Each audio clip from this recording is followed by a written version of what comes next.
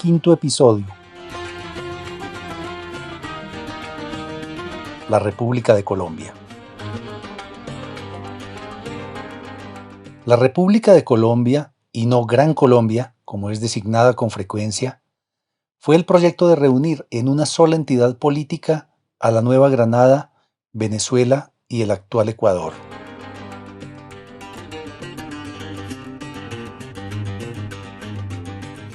Este propósito comenzó a andar extraoficialmente a mediados de 1819. Fue institucionalizado en 1821 con la proclamación de una constitución y se derrumbó unos 10 años después. Inició en un momento en que no estaba liberada sino la parte central de la Nueva Granada, pero uno de los objetivos asignados a esa Colombia fue, precisamente, servir de herramienta para la independencia del norte de Sudamérica.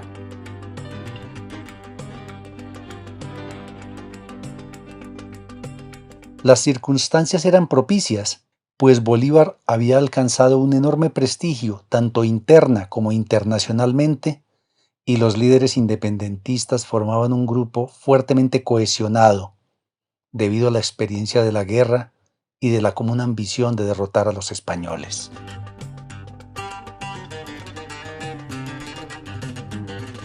La idea de fusionar Venezuela con la Nueva Granada había sido lanzada en 1813 y había tenido buena acogida entre los neogranadinos, pero entonces no había podido materializarse debido a las adversidades de la guerra. En 1819 el proyecto fue retomado bajo el impulso arrollador de Bolívar, que ambicionaba comandar una nación poderosa. Muchos pensaron que de ese modo se podrían reunir con mayor facilidad recursos de todo tipo para culminar la separación, en un momento en que aún era una meta incierta, pues los españoles dominaban cerca de la mitad del territorio que se pensaba congregar.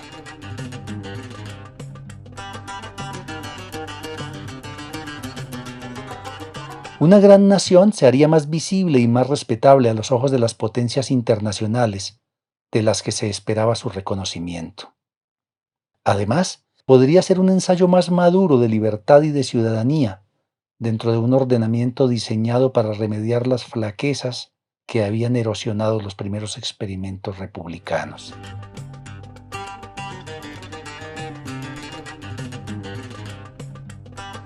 Los líderes de la nueva república deseaban demostrar que habían aprendido las lecciones del supuesto exceso de autonomía de las provincias en las primeras repúblicas, de modo que incluso quienes habían sido abanderados del federalismo en aquel tiempo, como Francisco de Paula Santander, consagraron sus esfuerzos a la construcción de un Estado cuyos territorios estuvieran fuertemente cohesionados.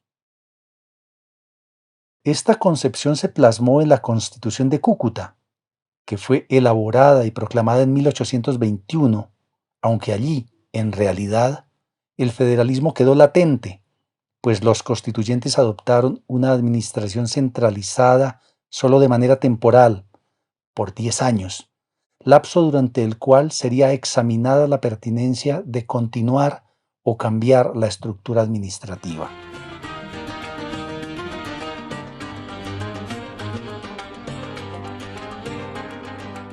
La Constitución de Cúcuta aprobó tanto la forma de gobierno democrático representativa como los derechos y libertades reconocidas en las constituciones de las primeras repúblicas, de modo que continuó las grandes líneas de la tradición constitucional neogranadina. La Constitución, asimismo, trató de suavizar la institución de la esclavitud mediante la declaratoria de libertad para los hijos de esclavos que en adelante nacieran, y mediante la creación de un fondo para la manumisión, medidas que constituían un avance hacia la abolición de la esclavitud, pero dejaban viva una contradicción monstruosa con la República, que se funda en la idea según la cual todos los hombres nacen libres e iguales.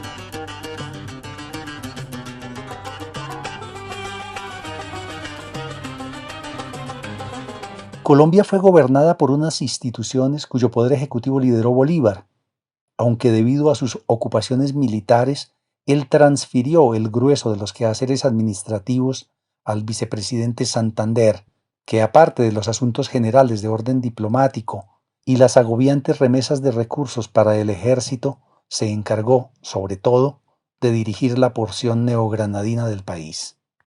Así, en los primeros 5 o 6 años, Colombia tuvo unos logros significativos, si se tiene en cuenta el entorno tan desfavorable en que debió vivir la población y actuar el gobierno.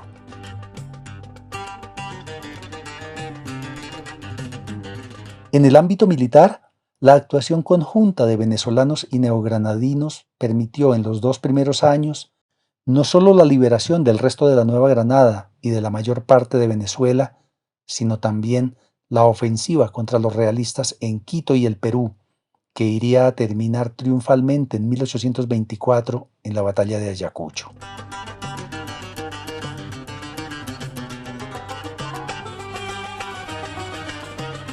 Igualmente importante fue la organización de una diplomacia y el reconocimiento dado por las grandes potencias, empezando por Estados Unidos en 1822 y por Inglaterra 3 años más tarde.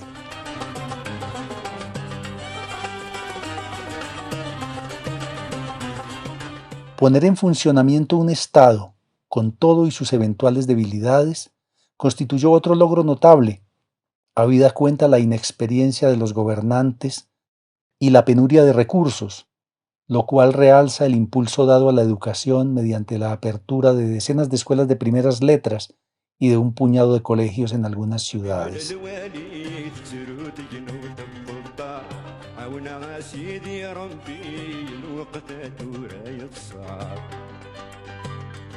Fue también un periodo de profundización y ampliación del aprendizaje republicano por parte de la sociedad.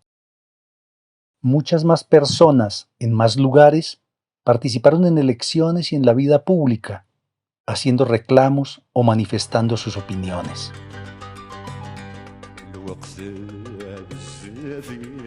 Colombia marchó de este modo al tiempo que proseguía la lucha militar contra los españoles. Por una paradoja aparente, cuando fue conseguida la victoria definitiva, el campo independentista se vio atravesado por desacuerdos y recriminaciones que pusieron al descubierto la artificialidad del proyecto colombiano y su inviabilidad, tal como había sido concebido. En este sentido, el año 1826 parece una línea divisoria entre una primera fase de impulso creador y otra fase de disgregación.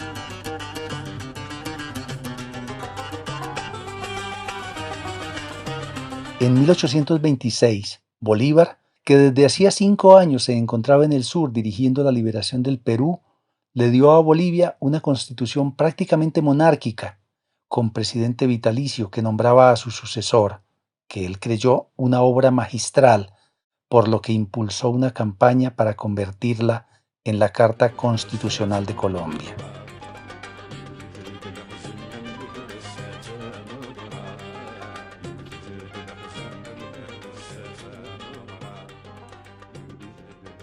Sectores importantes, particularmente los neogranadinos cercanos al vicepresidente Santander, temieron que aquel proyecto condujera al aniquilamiento de la República, y sus inquietudes se aumentaron con la insubordinación de José Antonio Páez y la actitud que ante ella asumió Bolívar. Páez, que se había consolidado como el hombre fuerte de Venezuela, se declaró en aquel mismo año en desobediencia al gobierno general de Colombia y terminó encabezando su separación de hecho, actos que Bolívar no se esforzó por deshacer.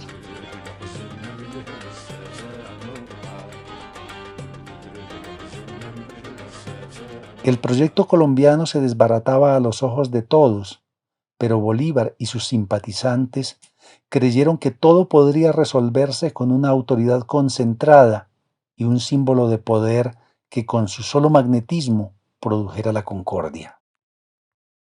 Los críticos del caraqueño no vieron en su actuación sino la voluntad de aniquilar la libertad y obraron con ofuscación.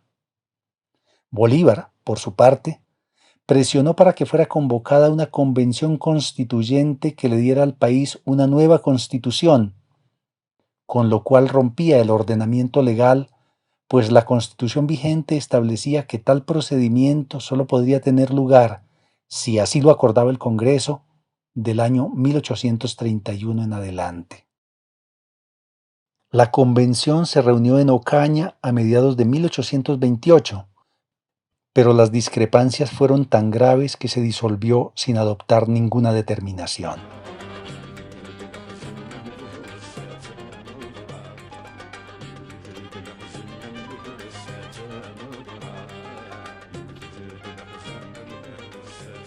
Entonces, los seguidores de Bolívar organizaron pronunciamientos por todo el país en los que se le pidió que se arrogara poderes ilimitados. Asumió la dictadura, que si no arrasó con las libertades, sí impidió la existencia de la oposición y de cualquier consenso acerca de la manera de conducir el país. Un pequeño grupo de descontentos con quien no dudaban en calificar de tirano, respondieron con un acto desesperado. Intentaron asesinarlo en septiembre de 1828. Algunos de los responsables fueron fusilados o aprisionados, y el general Santander, que fue asociado al atentado, terminó encarcelado y desterrado.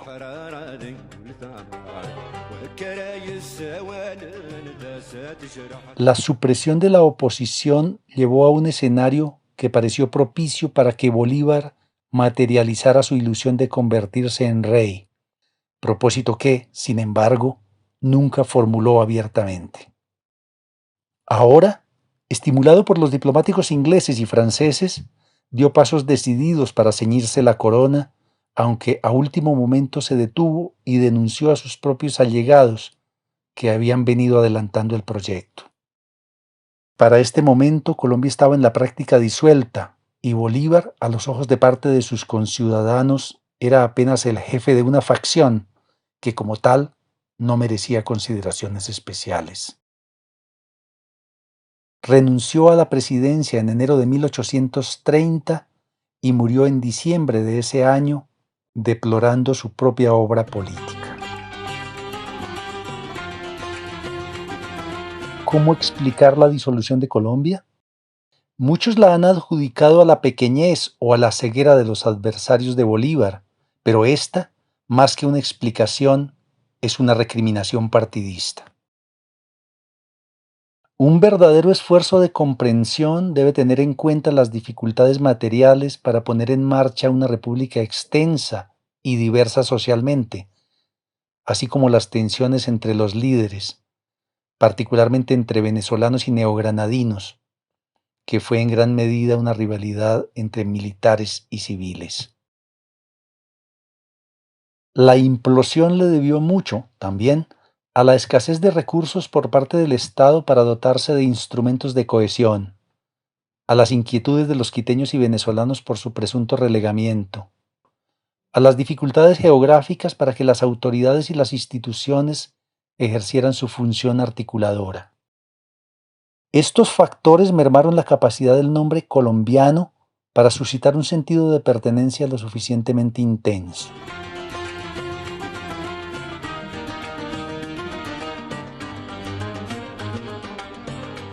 Más importante que todo aquello, sin embargo, fue la artificialidad inherente al proyecto colombiano, cuyo principal motor había sido la ambición de un líder.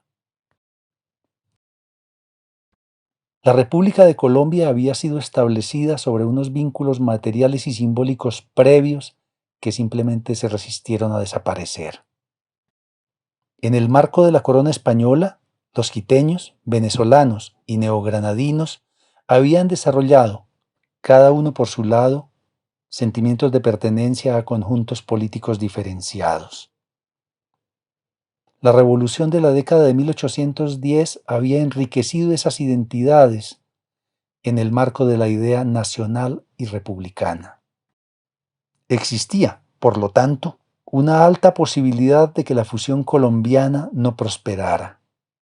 Bolívar hizo una contribución significativa a este desenlace.